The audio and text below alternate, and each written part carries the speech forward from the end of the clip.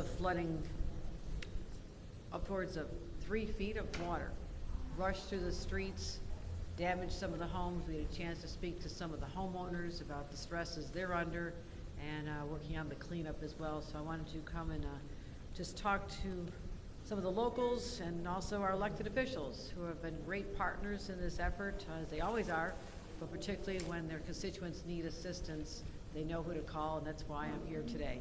I do want to first of all thank Congressman Greg Meeks, who was on the tour with us, for helping us with any assistance we're going to need with FEMA statewide. We need all the voices of our delegation to help get through this storm. It has different impacts throughout the state of New York, and I'll be getting to that in a couple of minutes, but thank you, Congressman Greg Meeks. Our Borough President Donovan Richards is here, again, someone who has been hands-on dealing with disasters since our first days working together, very experienced in what has been happening in his beloved borough of Queens, especially as we deal with the wrath of Mother Nature. So thank you, Borough President Donovan Richards. Our Senator James Sanders, who we walked through, talked to some of his friends and neighbors to just find out firsthand what has happened here over the last 48 hours. The raging water coming through streets, sweeping cars away, creating havoc and fear in the lives of individuals who live here. So I want to thank Senator Sanders for leading our tour. Assembly Member Khalil Anderson, again, another great champion for the people he represents, as well as Councilmember Brooks Powers. I want to thank her for joining us as well. And the Red Cross staff who are hosting us here at this warming center. And we also are joined by New York City Office of Emergency Management Commissioner Zach Iskol, who will be speaking as well. So I'll be giving a statewide storm assessment and update, but let's just talk about where we walked through. We saw what happened on the Bay side when the bulkheads were compromised once again. We know we need an assistance from the Army Corps of Engineers to rebuild them. They've been damaged since Sandy, and the state of New York and the city of New York are certainly going to be helping in that effort to protect the neighbors from the water rushing out of the bay and flooding their streets. So that was something we saw firsthand. And also knowing that with the freezing temperature, the water literally froze and created something that was reminiscent of a skating pond or an ice skating rink. And it's very, very dangerous, especially for our senior citizens as they try to venture out. Walking on that ice and even driving on that ice is incredibly dangerous. So we're going to be making sure that people understand that.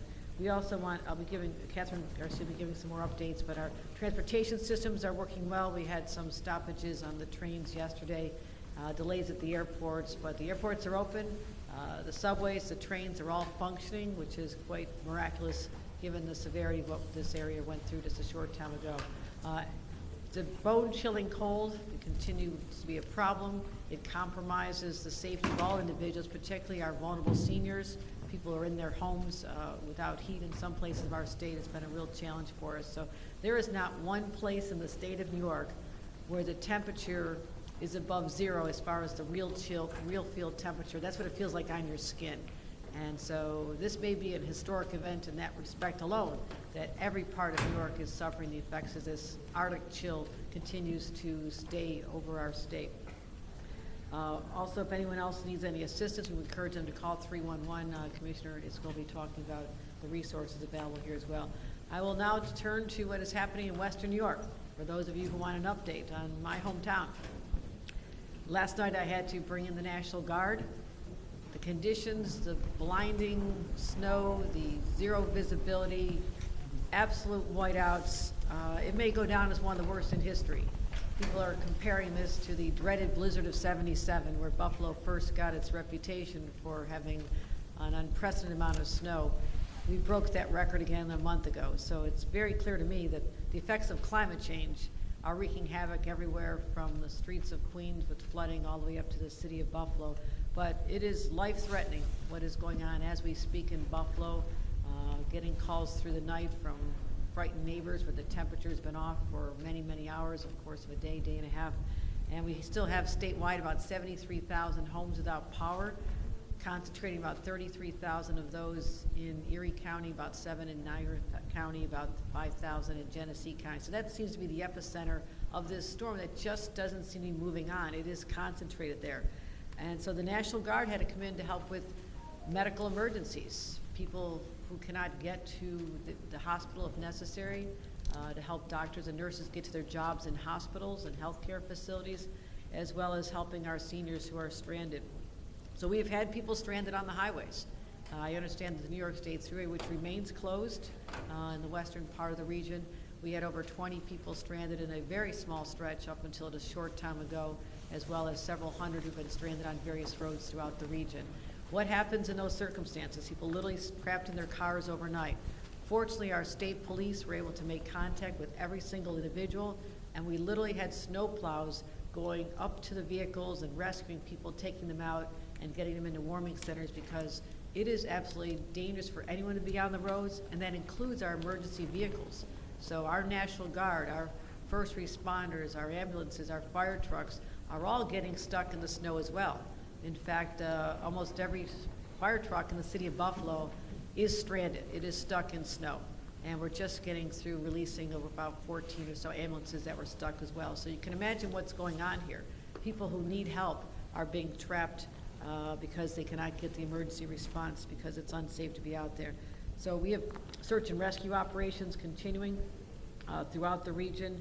And the basic message is we're going to continue to keep warming centers open, encourage people to stay home. Roads are closed throughout Western New York and will be probably through Christmas Day. And it's really sad for all the individuals who have not been able to see family members, airport delays, and not able to be driving because of driving bans. But it is more important that people stay safe.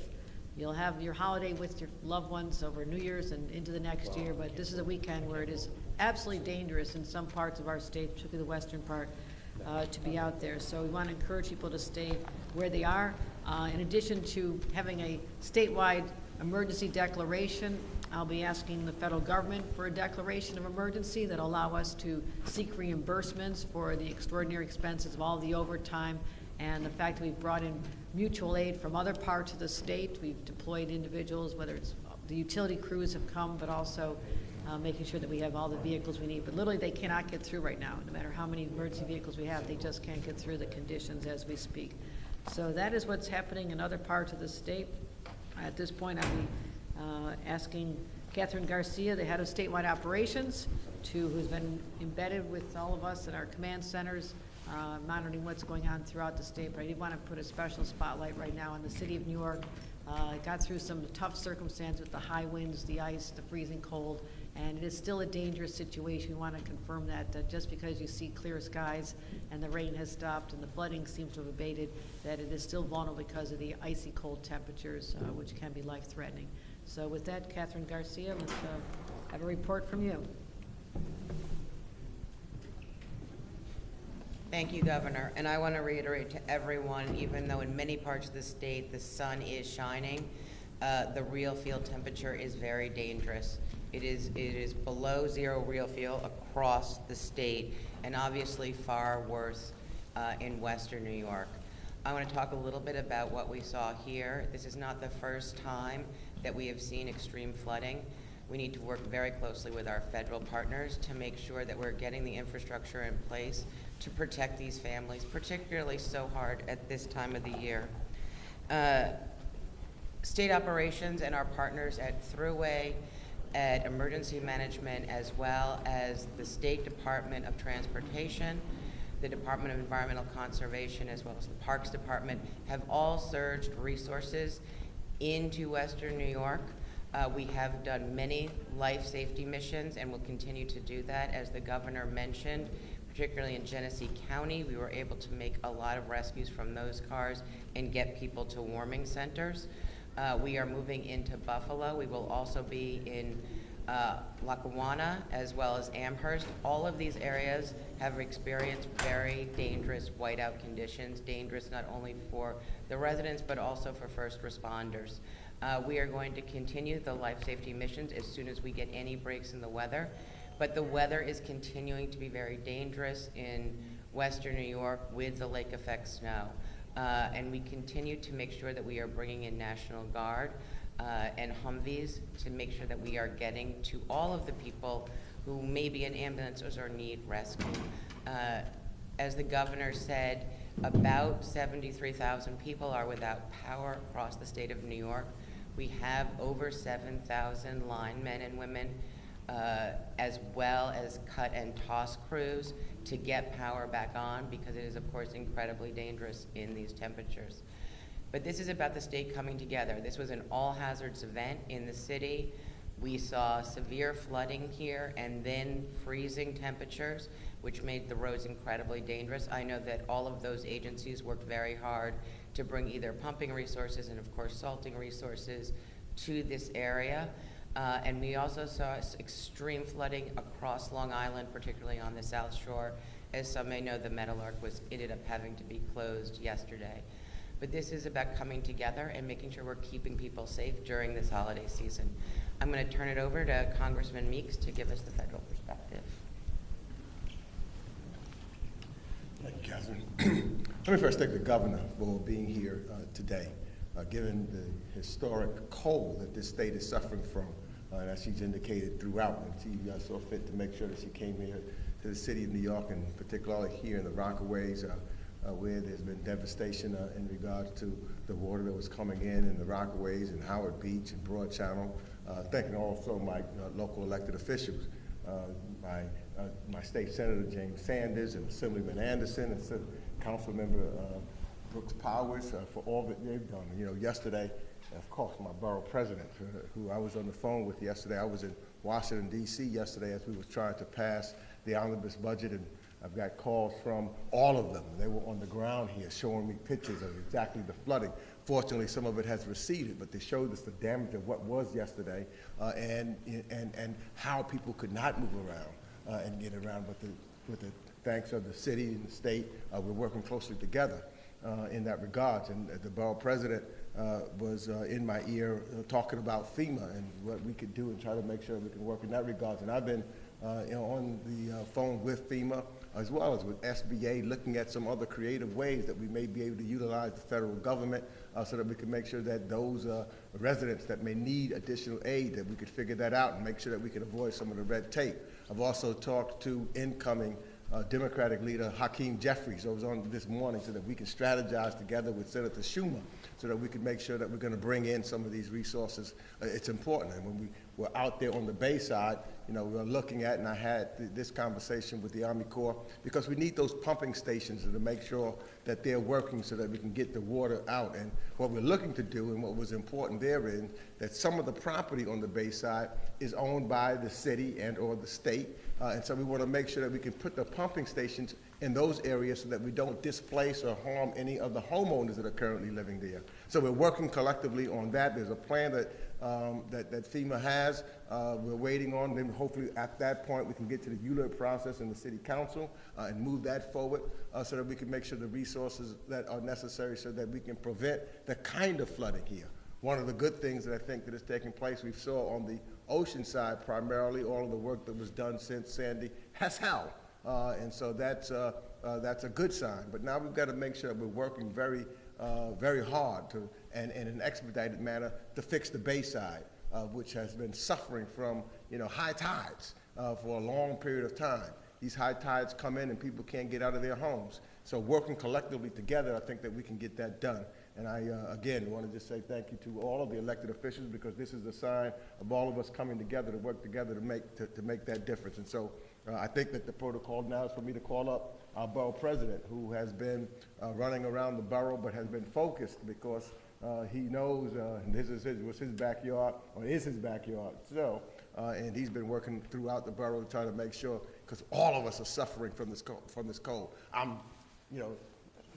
I can witness and testify that the airports are open, because I didn't know whether I was going to be able to get back home from Washington yesterday. Took me a few hours, but I got here. And it wasn't because of New York airports, it was because of Washington. But thank you, and thank you. I know the work that's happening in Buffalo. My chief of staff is from Buffalo. She was planning on going for Christmas at home. She couldn't get there, but she showed pictures there and showed the work that you're doing up in the Buffalo area, all of Western New York, as well as what's here. So I thank you for your work and dedication. Borough President Richards. Thank you, Congressmember, and let me first start off by saying to the residents of the Rockaways, Howard Beach, Hamilton Beach, that my prayers are with you, and I know it's been such a difficult time. During a time like this, we expect to be celebrating with our families, unwrapping gifts, and unfortunately we have residents, once again, who've been hit hard by the devastation, caused by this climate crisis we find ourselves in. And I have to thank the governor once again. Anytime, I always say you're not a fair weather friend. You're here through good, through bad, and I really want to thank you for being on the ground. And that's something you've done continuously from your time of being lieutenant governor to governor. And of course, to my colleagues from the state, city, federal level, thank you all, because it really takes us working collectively together to ensure that we can truly build back. As the congressmember alluded to, we don't want to keep going back and forth and giving these rhetorical statements on the challenges we see around infrastructure. I know he's worked very hard with FEMA. I'm very happy. I had a meeting with the Army Corps last week as well to go through some of the infrastructure upgrades we anticipate that will happen, not just for the Rockaway Peninsula, but our entire borough that continues to be plagued by this climate crisis. And this work could not start sooner enough. And if I had it my way, Madam Governor, the Army Corps would start their work ASAP. But what I will say to residents in the short term who are dealing with the current crisis is to please don't fight this alone. You can come down, you can certainly call 311, but you should be able to come down to Goldie Maple Academy and to some of the other centers to make sure that you know what's available. As the congressmember said, we were on the line yesterday discussing ways that FEMA could be creative, as well as the governor, in terms of getting you the resources you need to rebuild back during this difficult time. So we want you to know that we're fighting. And obviously, I want the president to also come in with some federal assistance as well to ensure that we can help you rebuild. I also just want to speak about those who may have been displaced by this as well. So if you lived in a basement, one of the conversations we're having with the city is to have a relocation plan for you, perhaps in some of the new permanent housing that's being built, especially if you're a Rockaway resident, but if you're not, there are opportunities. So I don't want you to fight this alone if you're looking to relocate, but we do need you to register with the Red Cross. It is critical. The Red Cross, I know as of last night, was starting to do their assessment, so we really need you to call 311 if you lived in a basement, and we're gonna work extremely hard with the City of New York, with HPD Commissioner Carrion, who I spoke with yesterday, to ensure that you can be prioritized in terms of relocating. And then just saying thank you to the first responders. I know that there were a few rescue operations across the peninsula, across Howard Beach and Hamilton Beach. I'm on my way to Hamilton Beach after this. But I want to thank the first responders from the NYPD, EMS, all of those who were out on the ground to ensure that those who were impacted by the storm could get out of their homes and basements safely. That being said, I think, I don't know if I'm turning it over to Commissioner Heisel, but I am. But I want to thank the Commissioner of OEM, who was on the ground yesterday. We were on the phone early yesterday morning. He's done several briefings already, but more importantly, has ensured that the resources of the City of New York can be available during this complicated time. So I want to call up our Commissioner, Commissioner Heisel. Thank you, Mr. BP. Thank you, Governor. Thanks for being here. It's wonderful to see you. And I also just want to start by thanking our multi-agency team. I spoke to the mayor this morning. He, city leadership, and our interagency team have been coordinating for days in the ramp up to this multi-pronged event. As the governor said, dealing with cold weather, dealing with rain, dealing with high winds, and dealing with coastal flooding prolonged by the new moon and extremely high tides and offshore winds. Also want to thank the Red Cross and the volunteers. I probably spoke to Mary Barnaby, the CEO of the Red Cross, 1,000 times yesterday and last night.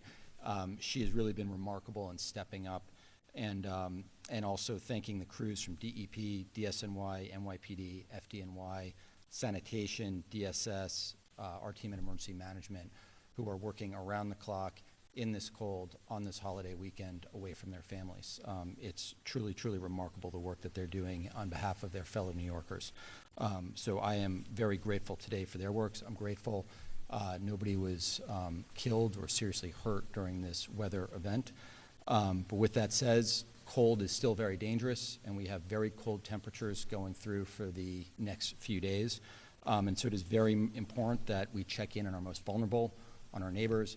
We have Department of Social Service crews out there as a code blue, bringing in our homeless individuals into the shelter system, and it's really important that we continue that outreach. I also want to thank the electeds that are out here.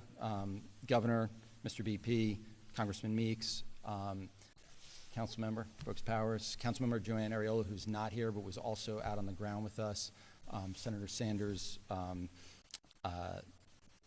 Assemblymember Anderson. You have some remarkable public servants in this district, in this community. I will tell you, they're always calling, always looking out, always trying to figure out how we can get more resources here and how we can be serving this community before, during, and after emergencies, and I'm looking forward to the follow-ups we all have going forward. For New Yorkers, you can report damage, and I urge you to do this by calling 311 or by going to nyc.gov/report damage. You can also go to Red Cross facilities. We have one located here at Goldie Maple Academy in Far Rockaway. We also have another one in Howard Beach at PS 207. You can register with the Red Cross. We are using these as warming shelters today. You can also sign up to have cleanup kits delivered to your house. And there's other services that are also being provided here. So those Red Cross facilities, PS 207 in Howard Beach and Goldie Maple Academy here in Far Rockaway. I also always urge every New Yorker to sign up for Notify NYC. It's available in 14 languages, including American Sign Language. We have over 1 million subscribers. At Emergency Management, we will not rest until we have all 8 million New Yorkers registered for Notify NYC. This is where you get the critical information that you need to be prepared for emergencies before, during, and after, and to make sure you're safeguarding yourselves and your loved ones. So please sign up for Notify NYC, and appreciate it. Thank you. Any remarks, Senator Sanders? Always a remark. I'm sure you do. Come on over, Senator. First, I want to thank our governor and our incredible elected officials for leaving their families to come and check on our families down here. We will always be grateful that you were here on a Christmas Eve. We look forward to tackling these great issues together. It was amazing working on the ground. I wish we were warmer out there, but short of that, working with our assembly member, our congressman, our borough president, and our councilwoman was an amazing, one day I'll get it, and joined by our commissioner who was out there on the ground as we all froze and tried to figure out. Thank you very much, Madam Governor. Thank you so much, Governor, for joining us here on Christmas Eve to speak to our residents. The governor didn't just come and take pictures. She came, she spoke to neighbors, she spoke to residents, and that means a lot. For the residents who live in Arverne, Edgemere, Somerville, and various parts of our district, including Deerfield, who've experienced flooding, we do have a governor here who's looking out for us and making sure that we get the investments that we need. So we're grateful for that, and we're grateful for your team. And she's been here a lot, so we really appreciate you coming to the Rockaways and coming to our district. We're looking forward to continued investment so that we can help strengthen the bulkheads around Jamaica Bay to protect our residents for the future storms. We're fighting climate change, and we have a fighter in our governor, so I appreciate you for that. Thank you very much. I appreciate that. With that, I just received word, 2 announcements related to Buffalo. The Buffalo airport will be closed at least until 11 a.m. Monday. And so I think that's going to be, unfortunately, very disruptive to those who wanted to leave or arrive and spend time with family over the Christmas holiday. And also, the roads are not safe. So I would just say, as hard as it is, be sure to make your holiday plans for another time if you're not already united with your family, because Mother Nature threw the kitchen sink at us this time. I said she throws everything but the kitchen sink. I'm fully expecting to see the kitchen sink fall out of the sky, because we've been hit with everything from wind and flash freeze and unprecedented high, velocity of wind, almost 80 miles an hour in Buffalo and other parts of the state, very high numbers, as well as the snow, ice, flooding. So it's been a very tough one. But we have the most experienced storm team in America, the team that supports me, and I also want to thank Commissioner of OEM from the city for all the incredible work the city does. I've been in contact with Mayor Adams as well, making sure that we know all the issues that we wanted to address, and that's what we have. Also, the loss of 2 lives in Buffalo, storm-related, because people were not able to get to medical attention, which is, again, a crisis situation that unfolds before your eyes, and you realize that life-saving ambulances and emergency medical personnel cannot get to people during a blizzard situation. I forgot that the council member is over here. If you wanted to say anything, Councilmember Lavina Brooks Powers? Yeah. Just would like to once again thank you, Governor, for continuing to stand steadfast with the community when we need you most. Also to the city agencies under the leadership of Commissioner Iskel, the response was almost immediate. Having the city represented here on the ground, making sure that we were able to open up this site and just seeing the cross level of government coordination. We showed how impactful we can be when we work together from the federal, state, and city level. And so we have work to do in the days to come in terms of our resiliency here in Rockaway and making sure we're dealing with the repairs that are needed also. So I'm looking forward to working and being a partner. Thank you. Very much, Councilmember. Thank you, Councilmember, and thank you all for attending here today. If there's any questions, we'll be happy to take them before we get on the road, and I have to survey what's going on in the rest of the state as well. Yeah, I've been speaking with some residents here who live in these impacted areas, and it seems like they feel a little bit annoyed by the government in terms of like these infrastructure problems that they've been having, and it always impacts their lives. We've been hearing over and over about these repairs. What can you do based off of what you've seen? What are you guys working on? And what do you have to say for people who are a little frustrated that it is taking? No, I understand. In fact, we visited one home and they still had damage in their backyard from Sandy. That was a decade ago, so that frustration is real. And the most significant thing we can do is focus on the infrastructure that we think will make a tremendous difference, and that is the Army Corps of Engineers project to stop the water raging in from the bay when the tide gets higher, the winds pick up, and it's that the bulkhead goes up that we need to sustain there. So we are working closely. The city and the state have reviewed the plans from the Corps of Engineers. That is the first step. I know the Congressman is devoted to getting this done, and all of our state and local partners want to see this done. I believe that'll make a significant difference. Just like we saw the resiliency built up after Sandy on the ocean side, we can do the same on the bay, and that is of a paramount importance to all of us right now. So I know the impatience is waning. They're tired, they're exhausted, and just one more storm is just more than they can take. And we are working urgently to give them relief. Any other Let me comments? just say on that too, because one of the things, and it is real frustration. Anybody that knows anything or ever lived out here in the Rockaways, you know of the frustration. It seems to be plan after plan after plan and never coming to reality.